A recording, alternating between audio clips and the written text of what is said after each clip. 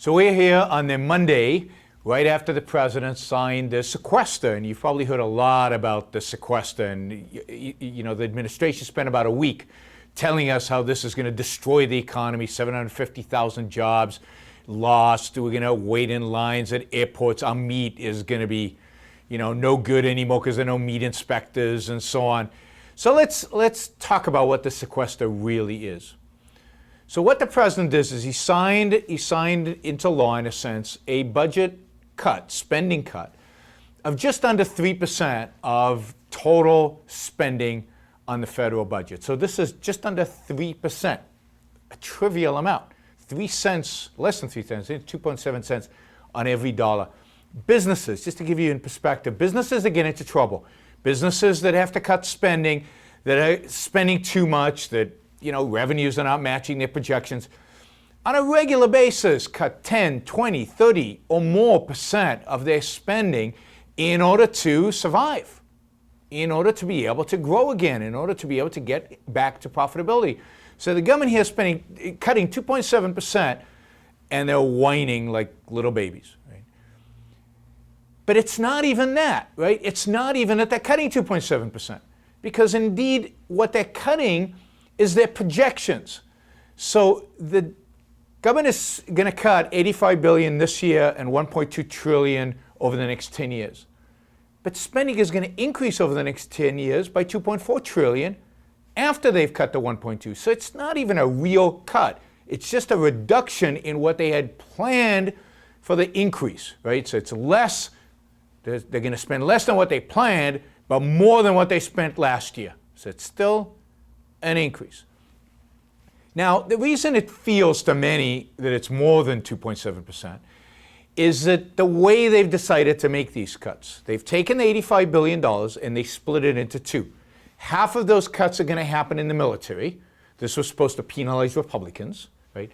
And half of it is going to happen in discretionary spending. This is supposed to penalize the administration and Democrats.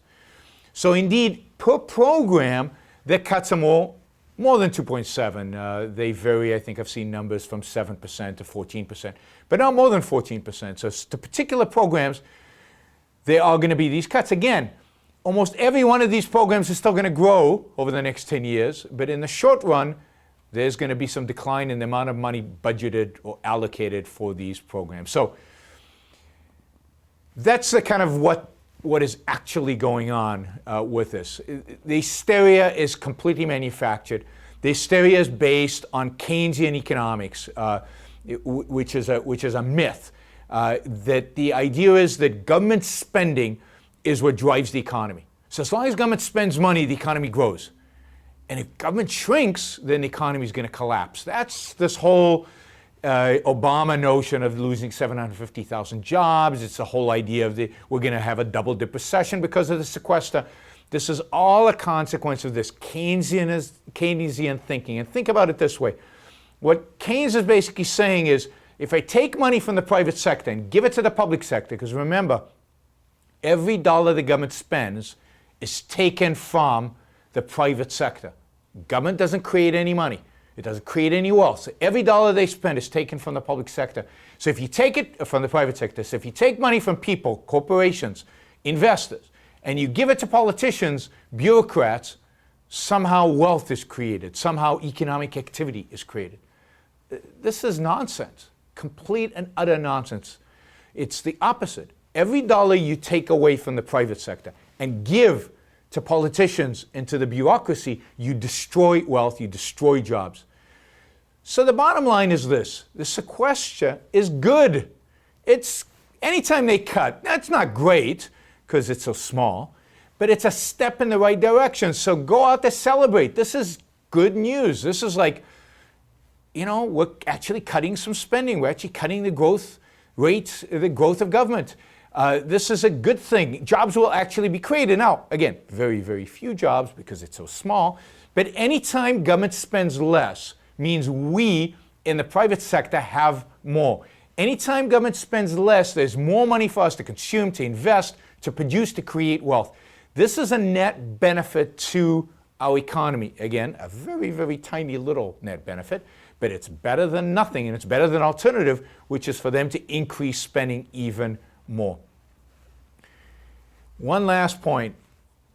This Keynesian fallacy, this notion that government growth is what creates economic success, economic progress, is a myth that needs to be burst at every opportunity. So take it upon yourselves. Go out there, talk to people, challenge people. Every time you hear one of these nonsense, I don't know, things like World War II ended the Great Depression. Well, a war can't end the Depression. You don't end the Depression by blowing stuff up, right? It's called the broken window fallacy. But it's also, the reason they get away with it is because government spending during World War II increased.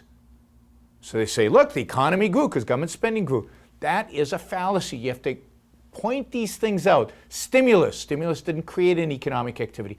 Time and time again, they try to tell us that growth of government is good for the economy. It's not, it's bad. Advocate for that. Debunk the myths. Talk, write, let people know they're wrong.